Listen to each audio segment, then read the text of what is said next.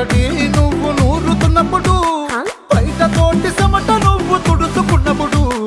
దండాన నీ సొక్క ఆరేస్తున్నప్పుడు,